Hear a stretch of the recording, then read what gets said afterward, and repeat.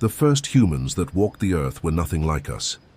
Imagine standing face to face with the very first humans that walked the earth.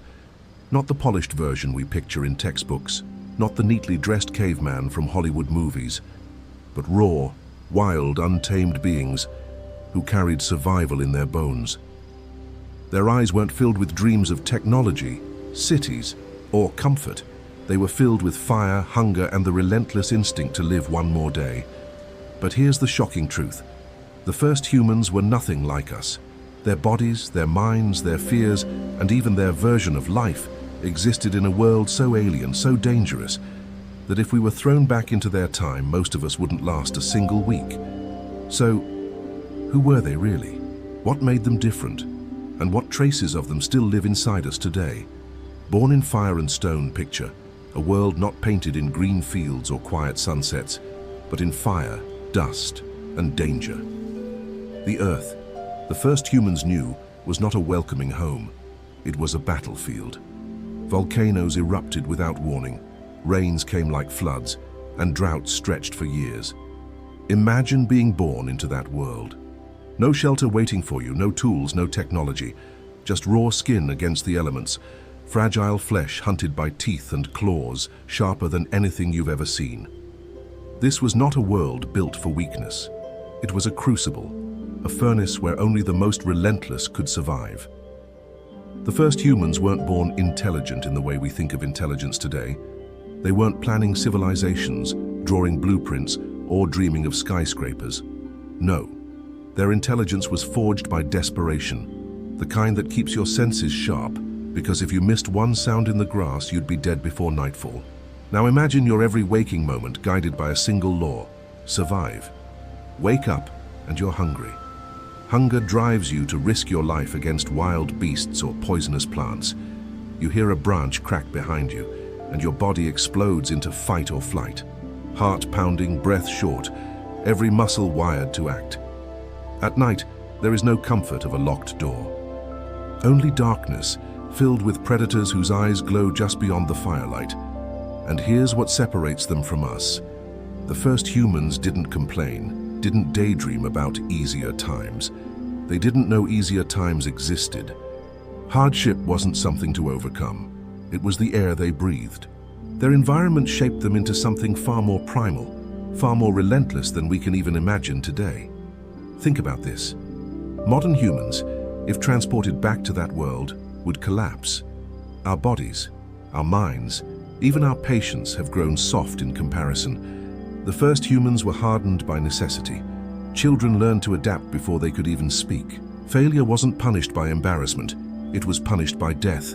Fire was everything. It was the difference between being prey and becoming predator. But even fire wasn't easy. To make it, to keep it alive, was a constant battle. A storm could wipe it out in seconds. Without it, warmth was gone, light was gone, safety was gone. And so the first humans treated fire like a living god, fragile, sacred, worth guarding with their very lives. This was the earth that carved them, unpredictable, violent, merciless. And out of that chaos, humanity was not gently nurtured. It was hammered, sharpened, and pushed to the brink. The first humans that walked this world were nothing like us because they didn't have the luxury to be. If you want to understand the first humans, you can't just look at their bones in a museum display. You have to step into their footsteps, feel the earth beneath their bare feet, smell the smoke and blood that clung to their skin, and hear the silence between predator calls at night. Survival wasn't a challenge for them. It wasn't an obstacle course they signed up for. It was reality. And reality did not care about fairness. Food was not guaranteed. Every meal came at a price. Sometimes it meant climbing dangerous cliffs just to steal eggs from a nest guarded by talons. Sometimes it meant tracking wounded animals for days, knowing if you failed, your people would starve. Imagine that kind of pressure. Every bite you eat came at the edge of death. A mistake wasn't just hunger. It meant your whole group could collapse. Water wasn't always waiting in clean streams. They had to remember, generation after generation, which pools were poisonous, which rivers swarmed with crocodiles, which stagnant swamps could rot a man from the inside out. And still they drank because thirst doesn't wait. Shelter. There were no sturdy homes. Caves weren't cozy retreats. They were contested territory. Enter the wrong one and you might find yourself face to face with a leopard or a bear who thought the cave was theirs. Even trees weren't safe. Snakes coiled in the branches, waiting for warmth, waiting for flesh. So when we say the first humans were nothing like us, this is what we mean. Their entire identity was born from a relentless relationship with danger. Fear wasn't an emotion to suppress. It was a guide. Fear kept them alive. Fear sharpened their instincts. Fear whispered in their ears, "Don't step there. Don't trust that sound. Don't ignore the storm on the horizon." And yet there was something else brewing in those moments of fear. Something fragile but powerful. The spark of adaptation. The first humans didn't just survive. Slowly, painfully they learned. They began to notice which stones could break bones, which sticks could stab, which sparks could be coaxed into flame. Little by little, the world taught them lessons written in scars. Every generation carried those lessons forward. The ones who remembered lived. The ones who forgot vanished. This was the brutal classroom of nature. And in this classroom, there were no second chances. It is here, in this unforgiving crucible, that humanity's true story begins. Not in comfort, not in progress, but in fire, in hunger, in the constant edge between life and death. And as brutal as it was, this environment did something extraordinary. It shaped humans into the ultimate survivors. To truly grasp how alien those first humans were compared to us, imagine living every single day without certainty. You don't know if tomorrow will come. You don't know if the sun will rise on another day for you, or if you'll be just another skeleton in the dirt, picked apart by vultures. This kind of existence does something to the human spirit. It strips away hesitation. It strips away weakness. And it burns into you a truth that modern people rarely confront. Comfort is an illusion. Safety is temporary. Survival is never owed. It's earned again and again, every time you wake up. That's why the first humans were creatures of relentless awareness. They were tuned into the earth in ways we've forgotten.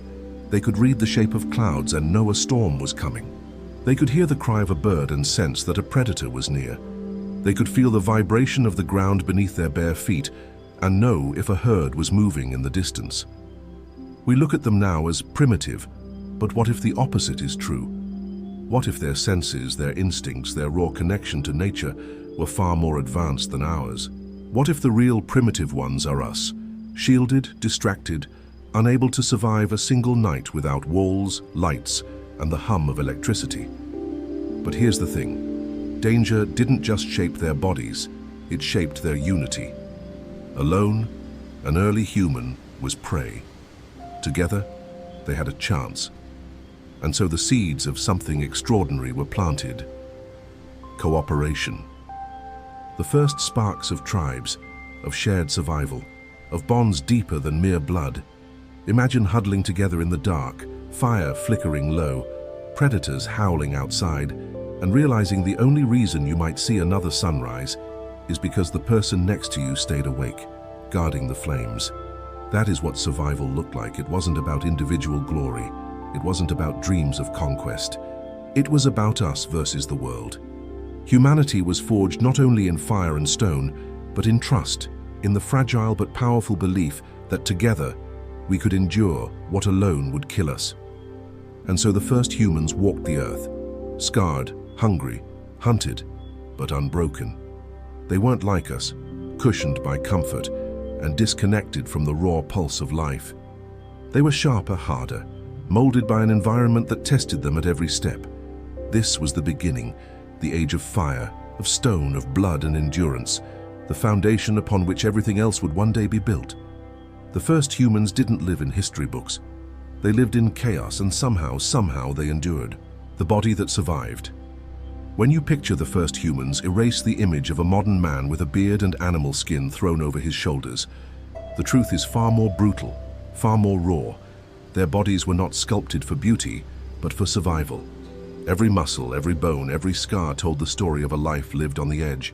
Their skeletons were thicker than ours, dense, strong, capable of absorbing impacts that would snap modern bones like twigs. They weren't fragile. They were built like living stone. Imagine falling, being thrown, or struck. Where we would break, they would bend, bruise, and keep moving. Their joints were larger, their grip like iron, their backs forged to carry weight that would cripple us. These weren't gym bodies. They weren't chasing strength in the way we do today with weights and machines. Their strength was functional, carved from necessity. Imagine hauling an animal carcass for miles, or climbing jagged cliffs with nothing but bare hands, or wrestling prey in mud and blood. Every act of their daily existence was resistance training against death. Their skin told stories too, hardened by the sun, calloused by stones, scarred by hunts gone wrong. They didn't have medicine to heal wounds quickly, no hospitals, no painkillers. Their immune systems were warriors, constantly at war with infections, parasites, and sickness. Where one illness might flatten us for weeks, they either recovered fast, or they didn't recover at all. Nature culled the weak without mercy. Think about their endurance. Modern humans struggle to run a few miles without gasping for air. The first humans could track prey for entire days. This wasn't sport, it was survival. Persistence hunting, chasing an animal until it collapsed from exhaustion, was something only they could do.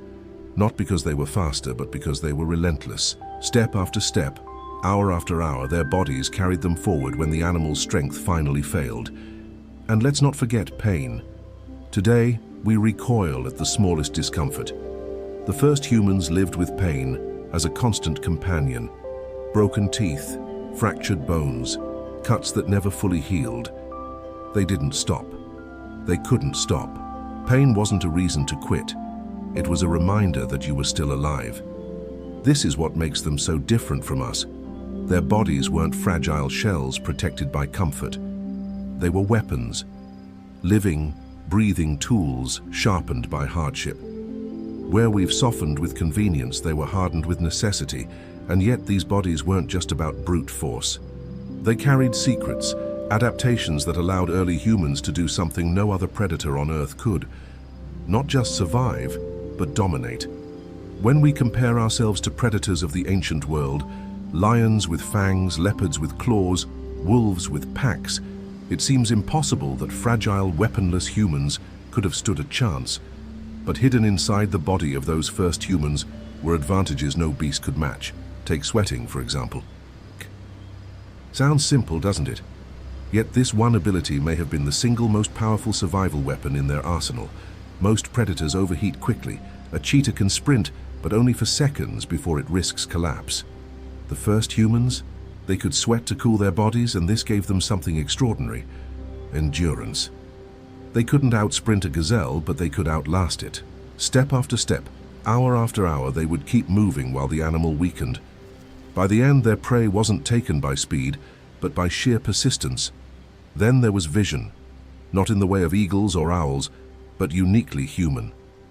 Our ancestors had forward-facing eyes with depth perception, allowing them to track movement across open plains and dense forests alike. But more than that, they could communicate with their eyes.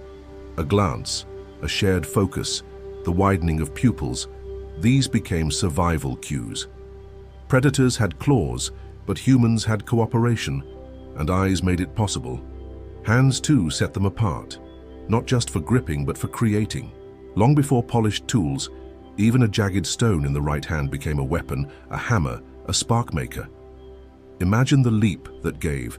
Suddenly, weak flesh was backed by sharpened rock, turning prey into predator. The human hand wasn't just bone and flesh. It was the first true tool of domination. And then there was the human brain's connection to the body. We think of the brain as intelligence, but in those days, it was instinct. A machine for pattern recognition. It remembered where water lay hidden after storms, where animals crossed the plains, which plants killed and which healed. Each decision was the difference between death and another sunrise. Over generations, those choices sculpted a brain wired for survival efficiency. But maybe the most underrated adaptation was this: humans could throw. No other animal throws with precision. A rock, a spear, even a stick hurled at speed. This changed everything. Suddenly, distance wasn't safety for prey. A beast could run, but if it came too close, a sharp object would fly, guided by a human hand and eye. This was revolution. It was the first taste of control over a world that had always been stronger, faster, deadlier.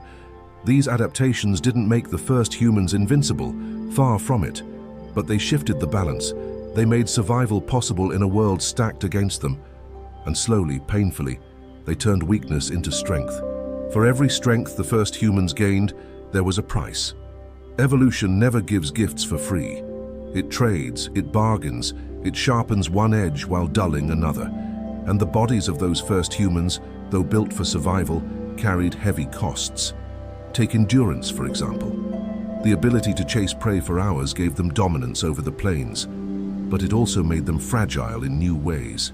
Our upright posture, the very thing that let us cover long distances, placed enormous strain on the spine. Even the first humans knew the pain of backs aching, of joints grinding, of knees wearing down under the endless march.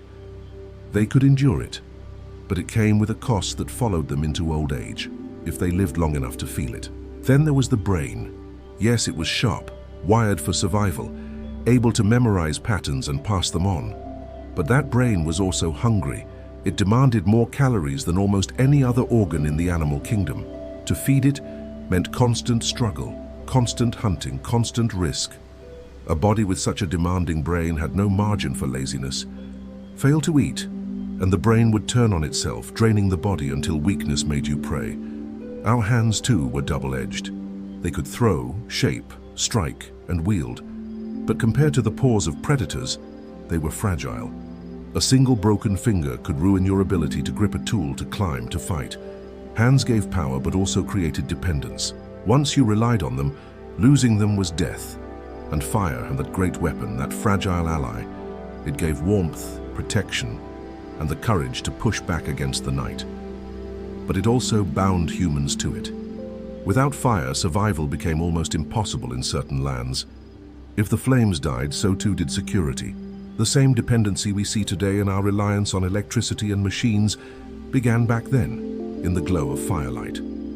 Even pain tolerance, the constant companion of early humans, came with its own curse. They endured injuries that would leave us screaming. But surviving with wounds meant living with scars, infections, and slow deaths. There were no hospitals, no safety nets. To live long enough to grow old was a rarity, almost a miracle. The truth is this: their bodies were designed for a brutal contract with nature. They had tools that gave them an edge, but weaknesses that kept them humble. Every advantage came at a cost.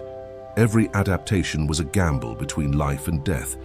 And yet, against all odds, those fragile, powerful, enduring bodies carried humanity forward. They didn't look like us. They didn't live like us. But they carried within them the blueprint of survival, the same blueprint that still shapes us today. Minds of survival, not imagination. If the body of the first humans was built for endurance, their minds were built for one thing: immediacy, survival, the here and now. Close your eyes and strip away every thought you've had today about bills, about deadlines, about tomorrow's plans. Imagine instead that the only thought in your head is, where is food? Where is water? Where is safety? That was the mind of the first humans. Not a wandering mind full of imagination, but a focused, razor-sharp consciousness tuned to danger. We often think of the human mind as a great machine of creativity, the architect of civilizations, the dreamer of art, the builder of futures. But that didn't exist yet. The earliest humans weren't composing stories by the fire. They weren't sketching plans for villages or temples. They were reading signs in the dirt, interpreting the rustle of leaves, listening to silence as carefully as we listen to words. Their imagination was survival, not fantasy. Think about fear. Today, fear often paralyzes us. It holds us back from chasing goals, from stepping into the unknown. But for the first humans, fear wasn't an obstacle, it was a compass. It told them where not to step, what not to eat, who not to trust. Fear wasn't weakness, it was wisdom carved into the nervous system. And memory was their greatest library. They had no books, no written words. Everything they learned had to live inside their heads. Which plants healed, which rivers drowned, which paths led to food, all of it stored and passed down not with ink but with repetition, story and scars. To forget was death. To remember was life. That's why their minds were wired differently, sharper in some ways, less distracted, more attuned to detail than our own. Even their sense of time was different. We live in calendars and clocks, in the idea of next year, next decade. They lived in cycles, sun and moon, rain and drought, birth and death. Time wasn't measured by plans, it was measured by survival rhythms. The harvest of roots, the migration of herds, the shift of seasons. Anything beyond that was too far, too dangerous to waste thought on. This is why they were nothing like us, because where we waste thought on worry and daydreams, they could not afford such luxuries. Their minds weren't designed for imagining what could be, they were designed for reacting to what was.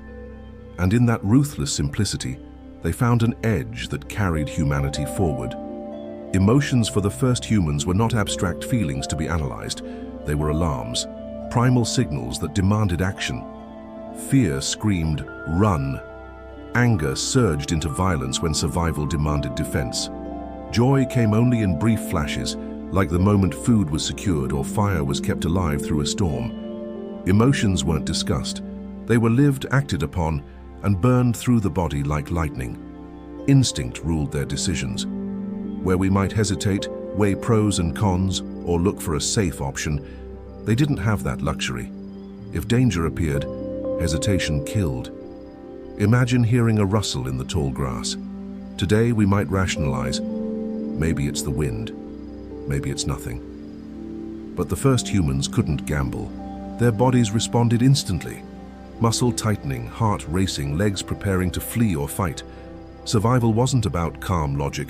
It was about instinct so deeply wired that it acted before thought. And yet, instinct didn't mean recklessness. It meant efficiency. The first humans didn't waste energy debating decisions. Their world didn't reward overthinking. Their minds streamlined choices to the simplest possible outcome. Do this and live. Do that and die. In a way, their lives were brutally simple compared to ours, but also brutally unforgiving. There was no room for mistakes. But here's something remarkable. Even in this environment, the seeds of higher thought were forming. Storytelling wasn't yet myth or legend, but survival memory. Around firelight, knowledge passed through words, which berries killed, which tracks belonged to wolves, which paths led to water. These were the first sparks of collective memory, the earliest signs that the human mind could store more than just instinct. It could store culture, however primitive. Still, imagination as we know it, the ability to wonder, to dream of what might be, had not yet fully bloomed. Theirs was a practical imagination. They didn't sit dreaming of towers in the sky. They imagined where prey might go, where storms might hit, where danger might be hiding. Their imagination wasn't art, it was strategy. That's why the first humans' minds were nothing like ours. Where we wander into distraction, they sharpened focus. Where we dwell in memories of regret or visions of a future, they lived in the razor edge of now. Their entire mental world was condensed into this question: how do I see tomorrow's sun? This ruthless clarity carried them through dangers we can barely imagine. It also meant they couldn't afford our kind of hesitation, anxiety, or self-doubt. To them, hesitation was death, clarity was survival. Somewhere deep in the endless rhythm of survival, a shift began. At first it was almost invisible, a flicker in the shadows of firelight, a thought that reached further than the present moment. The earliest humans, though dominated by instinct, started to imagine just a little beyond now. Think about it. Persistence hunting required planning. It wasn't just running after an animal, it was predicting where that animal would go, when it would tire, how the land could be used to trap it. That wasn't instinct alone. That was the beginning of foresight, the fragile seed of imagination. Even fire itself demanded vision. To guard a flame was to think of tomorrow. To keep embers alive through the night was to believe there would be a morning worth living for. That tiny act, carrying coals wrapped in leaves or bark across long journeys, was humanity's first whisper of strategy beyond the present moment. And in the flickering dark, voices began to do more than pass warnings. They started to tell stories. Perhaps not myths as we know them, but fragments of memory shaped into narrative. Once your grandfather hunted there. Once lightning struck that hill. Once a beast came from that river. These weren't fairy tales. They were survival lessons wrapped in the first strands of culture. Words became a way of keeping the dead alive through memory, a way of passing wisdom across generations. It's easy to underestimate this, but think of what it means. For the first time, humans weren't only reacting, they were imagining, they were projecting, they were storing not just instinct, but experience, turning it into knowledge. This was the spark that would, thousands of years later, ignite into art, religion, and civilization. But in those earliest days, imagination was fragile. Too much dreaming could still kill you. You couldn't sit by the fire staring at the stars while predators crept closer. Imagination had to earn its place, and it did, by serving survival. The ability to see danger before it came, to picture tomorrow as hunt before it began. This is where our mental world began to stretch beyond instinct. So while the first humans' minds were not like ours, they carried the raw beginnings of what would one day separate us from every other creature on Earth. A balance was forming between instinct and imagination, between reaction and reflection. And once that door opened, even a crack, it could never be shut again. The mind of survival was slowly becoming the mind of humanity. Blood, fire, and first tribes. The first humans did not walk the earth as solitary wanderers for long. Alone, they were fragile, easy prey, vulnerable to hunger, and helpless against the chaos of nature. But together, something extraordinary began to happen. Tribes were born. Not tribes in the way we think today, with flags and borders, but raw, primal alliances bound by one thing: survival. Imagine huddling in the dark, your body trembling not from the cold but from the roars echoing across the plains. The fire flickers low, and everyone around you knows the truth. If one person falls asleep, if the flames die, the entire group could be wiped out in minutes. This was the brutal glue of the first tribes. They weren't built on choice. They weren't built on ideals. They were built on blood and fire. Blood because kinship mattered. A child, a sibling, a parent. Their survival meant the survival of your bloodline. Protecting one another wasn't just compassion. It was insurance that your lineage continued. Fire, because it was life itself. Those who gathered around the flame became something greater than themselves. Around fire, stories were told. Knowledge passed, wounds tended. It was the center of the tribe, the first home humanity ever knew. But life inside these early tribes wasn't simple harmony. It was balance on the edge of violence. Trust was essential, but so was dominance. Someone had to lead the hunt. Someone had to guard the fire. Someone had to decide when to move, when to fight, when to flee. In that tension, hierarchy was born, not through speeches or elections, but through strength, cunning, and proven survival. And in those fragile alliances, we see the first flickers of what would one day define humanity: cooperation. Wolves had packs, lions had prides, but human tribes were different. They combined individual weakness into collective strength in ways no predator could. A single human could be killed by a lion, but 10, armed with fire and sharpened sticks, could drive that lion away. For the first time in Earth's history, a weak species became dangerous not alone but together. This togetherness came at a cost, though. Tensions flared. Resources were scarce. Food had to be shared, but hunger made selfishness tempting. Every tribe was a fragile experiment in trust. One betrayal, one theft, one failure of courage, and the entire group could collapse. Still, despite the danger, the tribe was humanity's first true weapon. It was the shield against extinction, the cradle where culture began, the force that allowed fragile individuals to become something unstoppable when united. The first humans were nothing like us, but in the glow of that fire, in the blood ties of their first tribes, the roots of who we are began to grow. Inside the first tribes, survival was not just about fire or food. It was about rules, unspoken, unwritten, yet enforced with the sharp edge of consequence. These rules were not laws like we know today. They were instincts forged in blood. The first rule: trust the tribe or die outside it. In the wild, isolation meant death. A lone human was nothing more than walking meat. To betray your tribe, to steal food, to abandon a companion, to weaken the circle of trust, was to risk exile. And exile was a death sentence. This fear kept people in line. Loyalty was not optional, it was survival. The second rule, strength decides. Leadership was never given, it was taken. The strongest hunter, the most cunning scout, or the one who could face down a predator without flinching, became the voice of the group. But strength wasn't only muscle, it was also the wisdom to see danger before it struck, the courage to enter the darkness when others hesitated, the cunning to set traps that worked. In these tribes, leadership was not inherited. It was tested, proven, and often challenged. The third rule, share or starve together. Hunting was uncertain. Some days the traps came back empty, and the hunters returned with nothing but exhaustion. Other days, fortune smiled. A kill was made. But food could not belong to one. If the firekeeper went hungry, the fire died. If the guard starved, the tribe was exposed. Selfishness was punished harshly, sometimes with violence. Sharing wasn't generosity, it was logic. Yet, for all these rules, conflict simmered beneath the surface. Jealousy, fear, hunger, and dominance made the tribe both a sanctuary and a battlefield. A misplaced glance, a hoarded scrap of meat, a whispered doubt about leadership, and suddenly the tribe was torn apart by fighting. Violence wasn't rare, it was inevitable.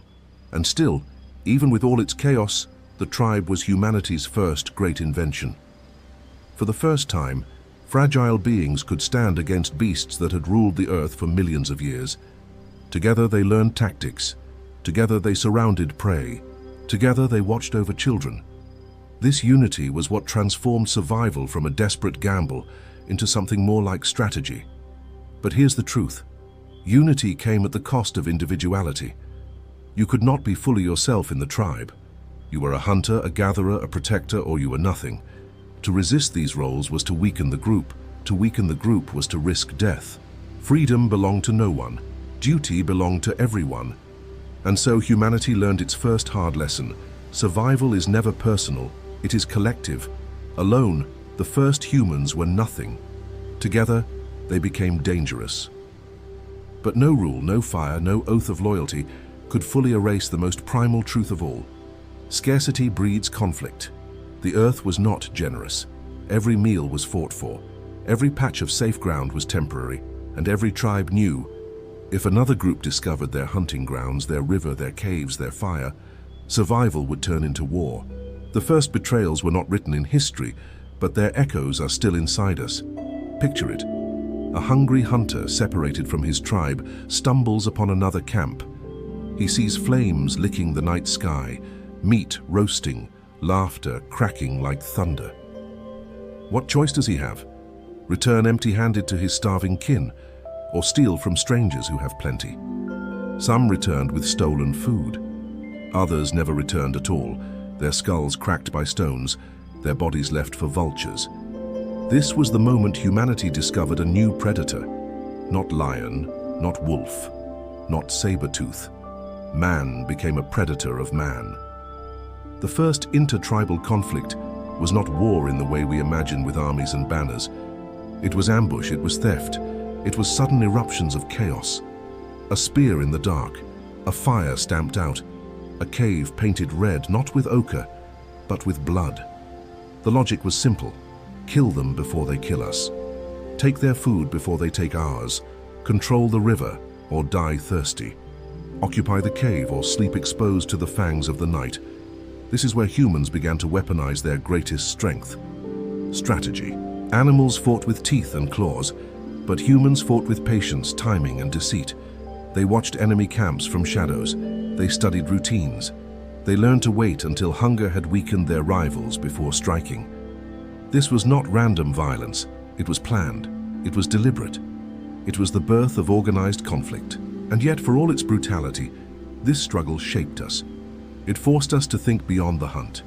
It forced us to measure not just survival for today, but survival for tomorrow. Which caves would we defend? Which rivers would we claim?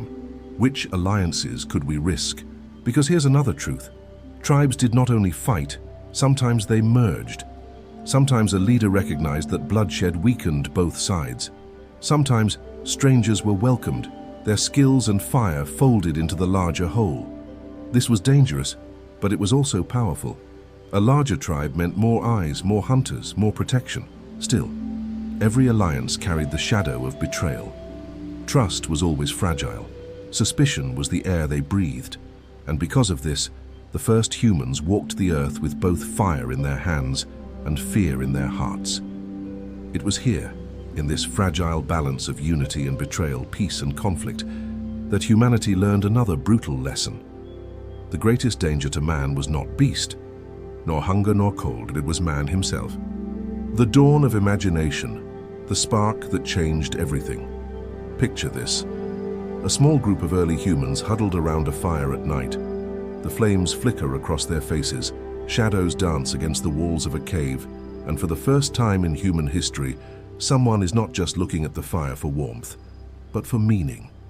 In those flames, they see shapes, animals, spirits, the sky, possibilities. That single moment, an imagination born from observation, was the quiet spark that would ignite the greatest revolution in our species' story.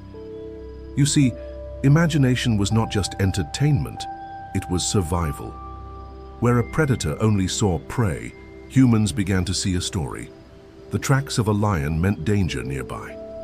A rustling in the bushes wasn't random. It was a sign, a clue, a puzzle to solve. This ability to go beyond the immediate present, to project into the unseen, was unlike anything the world had ever witnessed. Other creatures reacted, humans imagined, and that gave them an impossible advantage. But imagination is also dangerous. Imagine you are the first human who begins to dream. You close your eyes and visions fill your mind, some of beauty, others of terror. Nightmares of death, storms, shadows lurking in the dark. These weren't just dreams, they were warnings, symbols, ideas, and instead of ignoring them, our ancestors began to connect them to reality.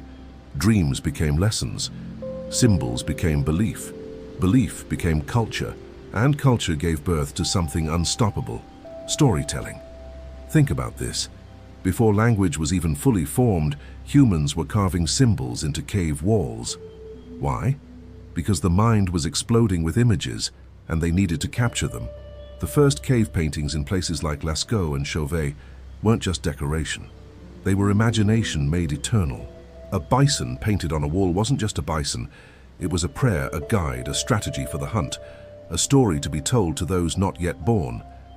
In this way, imagination became the bridge between the living and the unborn, between reality and the possible. And here's the haunting truth. Imagination made us human, but it also made us restless. To imagine a better tomorrow means to be unsatisfied with today. The first humans began to dream of more food, more safety, more power, more meaning. They looked at the stars and wondered if those lights were fires in the sky, spirits watching them, or paths to another world. For the first time, humans weren't just surviving, they were searching. This was the dawn of imagination. And once that door opened, it could never be closed again. Humanity would no longer live only in the present moment, like animals. We would live in the past through memory, and in the future through dreams.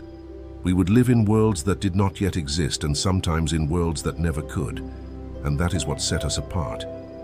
When stories became power, the fire still burns in the center of the tribe, but now something new is happening. A voice rises above the crackling flames. One of the elders begins to speak, not in commands, not in warnings, but in a rhythm, a cadence, almost like a song. The children lean closer, wide-eyed. The hunters stop sharpening their spears. For the first time, silence is not emptiness. Silence is listening.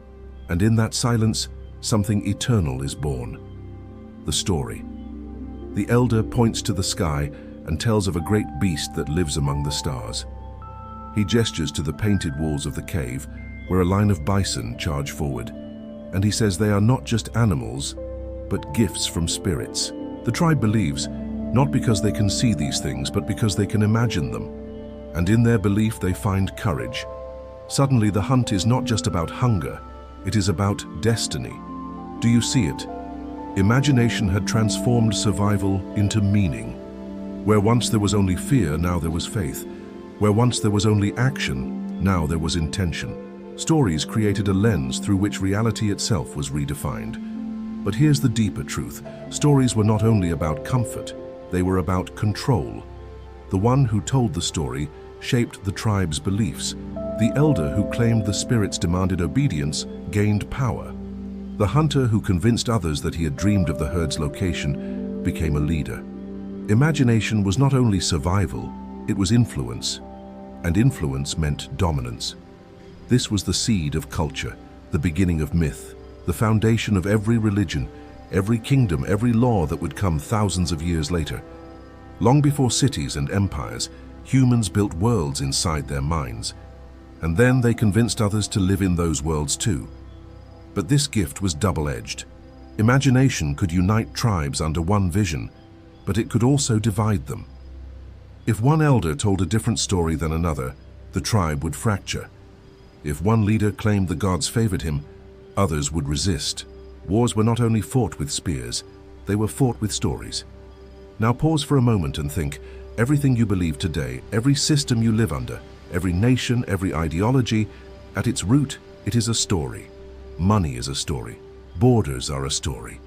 Even justice, love, and purpose, stories we all choose to believe in together. This power did not begin in modern times. It began with firelight on a cave wall, when imagination leapt from one mind into many. And from that moment on, humans were no longer just individuals struggling to survive. They became collectives bound together by shared vision. They became dreamers who could turn an idea into a force strong enough to outlive generations. That was the moment when imagination became civilization. The birth of tomorrow. The cave is dark, the fire dimming to embers. The tribe lies scattered across the ground asleep, but one child remains awake. His eyes are fixed not on the flames, but on the shadows they cast against the wall.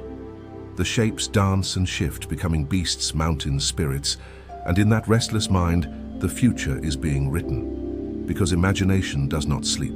This was the true breakthrough of our ancestors, the ability to dream of what does not yet exist. The spear was born twice, first in the mind, then in the hand.